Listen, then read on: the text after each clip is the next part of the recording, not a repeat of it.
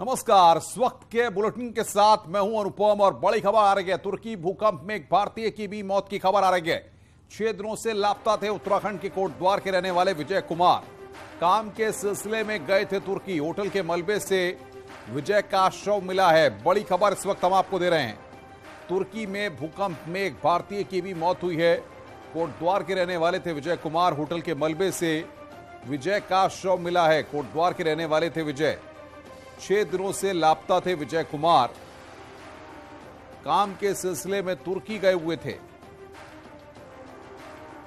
तुर्की में भूकंप में एक भारतीय की मौत हुई है। उत्तराखंड के विजय कुमार की मौत हुई है। 6 दिनों से लापता थे विजय कुमार। कोटद्वार के रहने वाले थे विजय। होटल के मलबे से विजय का शव मिला है। काम के सिलसिले में तुर्की गए हुए थे।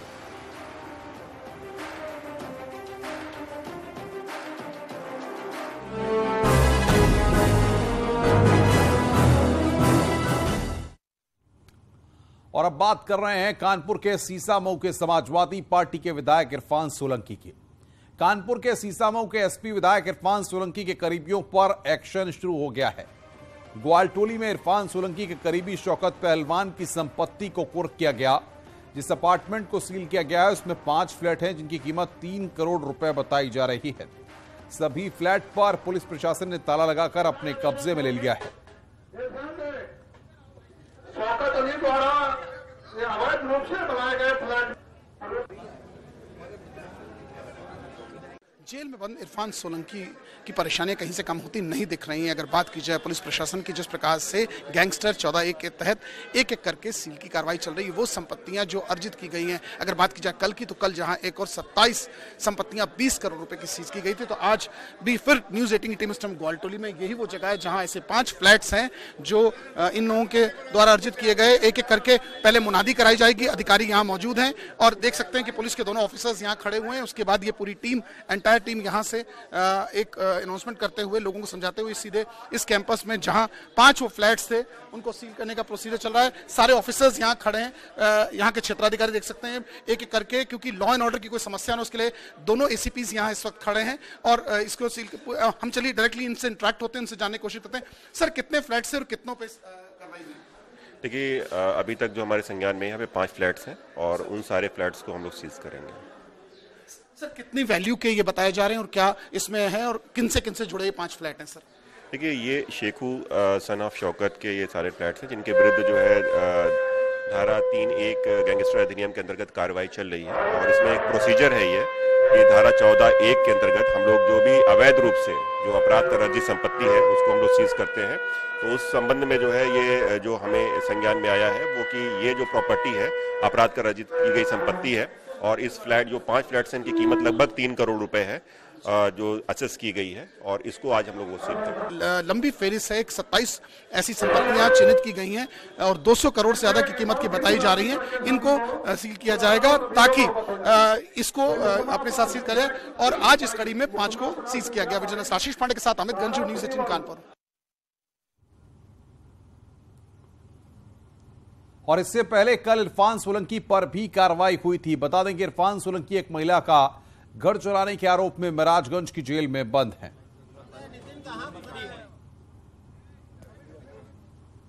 तो 2 तस्वीरें इस वक्त हम आपको दिखा रहे हैं। शौकत पर कार्रवाई की गई है और इरफान पर भी कार्रवाई लगातार जारी है।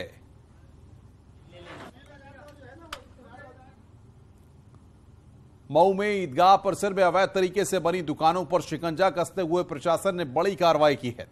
सिंचाई विभाग की जमीन पर अवैध कब्जा कर ये दुकानें बनाई गई थी, जिसे प्रशासन ने बुलडोजर चलाकर ध्वस्त कर दिया। सिटी मजिस्ट्रेट के मुताबिक ईदगाह सरकारी जमीन पर अवैध रूप से बनाई गई थी।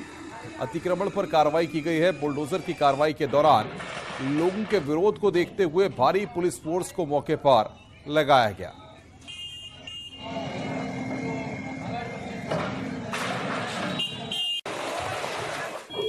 देखिए, ये सिंचाई विभाग के अंतर्गत ये बंधे की ज़मीन है। इस पे जामिया असदिया दारुल हदीस कमेटी का ये कुछ अवैधिक निर्माण था। इसमें सामने आप देख सकते हैं कि कुछ दुकानें भी हैं। सिंचाई विभाग के द्वारा इस तरह का प्रार्थना पत्र दिया है कि मेरी ज़मीन से कब्जा हटवाया जाए, और उनको फिर उसकी जांच की गई और जांच के दौरान पाया गया कि इनके द्वारा कुछ दुकानों का निर्माण करके सिंचाई विभाग की ज़मीन पर अवैध अतिक्रमण किया गया था। ये उसी को हटाने की कार्रवाई चल रही है। तो मऊ में एक और जगह बुलडोजर की कार्रवाई को अंजाम दिया गया। सिंचाई विभाग की जमीन पर अवैध कब्जे को प्रशासन ने हटाते हुए अपने कब्जे में लिया है। जमीन पर जो बाउंड्री वॉल बनाई गई थी, प्रशासन ने बुलडोजर चलाकर उसे गिरा दिया। सिटी मजिस्ट्रेट की अगुवाई में कार्रवाई की गई है।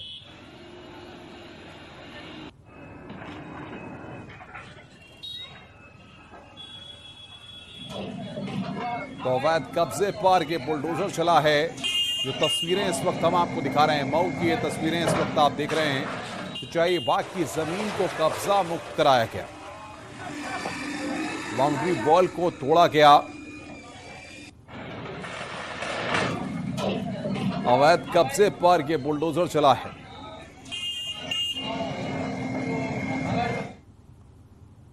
इधर जौनपुर में न्यूज 18 की खबर का बड़ा असर हुआ है, जहां स्कूल में एक छात्रा को बंद करने के मामले में शिक्षा महकमे ने बड़ा एक्शन लिया है। स्कूल के टीचर्स की लापरवाही को लेकर यह कार्रवाई की गई है, जिसके तहत स्कूल के प्रिंसिपल को सस्पेंड कर दिया गया है, जबकि 8 टीचरों का वेतन रोका गया है। दरअसल शुक्रवार को सरकारी स्कूल की बड़ी लापरवाही सामने आई है, जहां पहली क्लास में पढ़ने वाली एक छात्रा कई घंटे तक स्कूल में ही बंद रही। छात्रा के माता पिता उसकी खोज करते रहे। कई घंटे बाद मासूम बच्ची स्कूल के कमरे में बंद मिली। कमरे के बाहर ताला लगा हुआ था। इसके बाद परिजनों ने स्कूल का दरवाजा तोड़कर बच्ची को बाहर निकाला। मामला बदलापुर के कंपोजिट विद्यालय फत्तूपुर का है। इस मामले में बीएसए ने खंड शिक्षा अधिकारी को मामले की जांच सौंपी थी। रिपोर्ट के बाद यह कार्रवाई की गई है।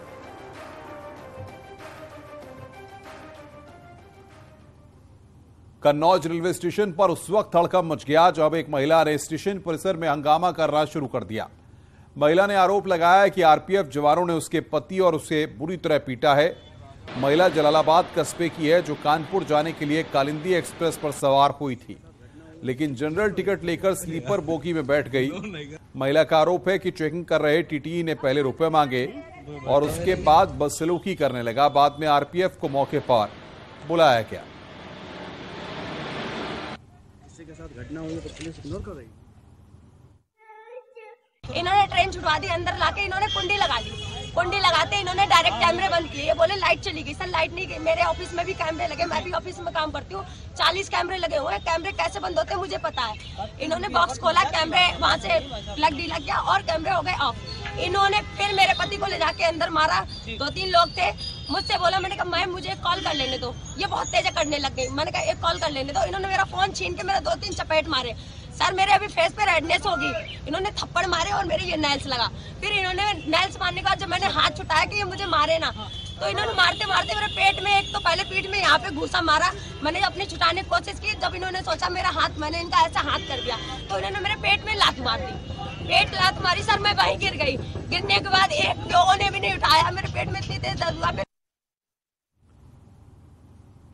सोनभद्र में नशे के खिलाफ अभियान लगातार जारी है। एसओजी टीम ने एक महिला समेत 10 आरोपियों को गिरफ्तार किया है। आरोपियों के पास से 2 किलो से ज्यादा हेरोइन बरामद की गई है। हेरोइन की कुल कीमत 2 करोड़ रुपए से ज्यादा बताई जा रही है। देखिए, थाना रॉबर्ट्सगंज में ये एसओजी की टीम, एसओजी प्रभारी सर्विलांस की टीम, क्राइम ब्रांच और हमारे थाना अध्यक्ष रॉबर्ट्सगंज ने क्षेत्राधिकारी रॉबर्ट्सगंज राहुल पांडे की अगुवाई में एक बड़ी बरामदगी की है। इसमें 2 किलो 180 ग्राम हीरोइन बरामद की है, जिसकी मार्केट वैल्यू लगभग 2.25 करोड़ रुपया है। और इस गैंग के पास से एक 4 व्हीलर कार बरामद हुई है, 2 मोटरसाइकिल बरामद हुई हैं।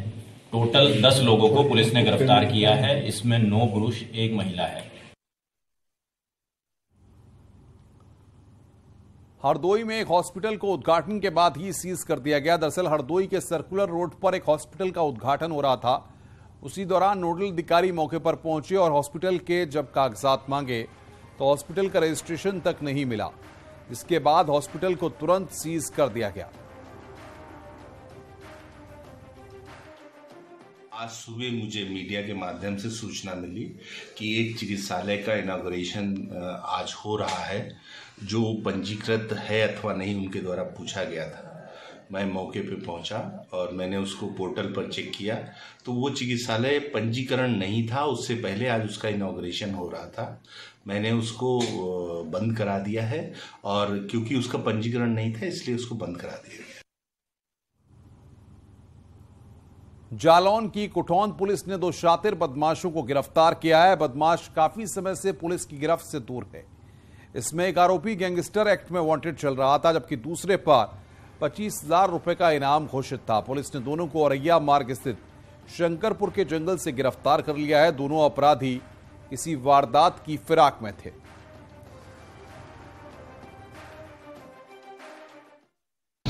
दुर्दांत अपराधी जो फरार चल रहे हैं, पुलिस और कानून की गिरफ्त से बचने के लिए बिलों में छुपे हुए, उनको गिरफ्तार करने के लिए एक अभियान चला रखा, एक ऑपरेशन जिसका नाम है ऑपरेशन पाताल। सफलता अर्जित की है। 2 इनामी अपराधी 25,000 के गिरफ्तार किए गए हैं। जौनपुर से खबर आ रही है, पुलिस और बदमाशों के बीच मुठभेड़ हुई है। मुठभेड़ के दौरान 2 बदमाश गिरफ्तार किए गए हैं।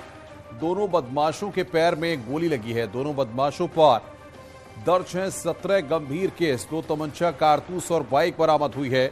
मोबाइल और कैश भी बरामद हुआ है। रामपुर थाना के गोपालापुर इलाके में यह मुठभेड़ हुई है। बड़ी खबर इस वक्त हम आपको बता रहे हैं। रामपुर थाना के गोपालापुर इलाके में मुठभेड़ हुई है। यह इस वक्त की बड़ी खबर।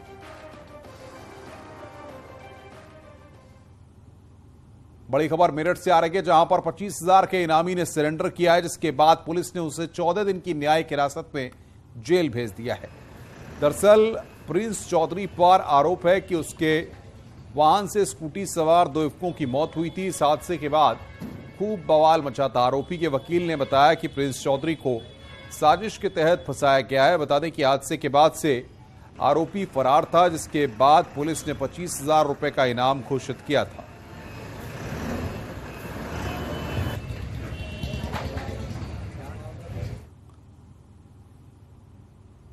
खबरें और भी हैं, फिलहाल रुक रहे हैं एक ब्रेक के लिए। ब्रेक के बाद जल्द हाजिर होते हैं।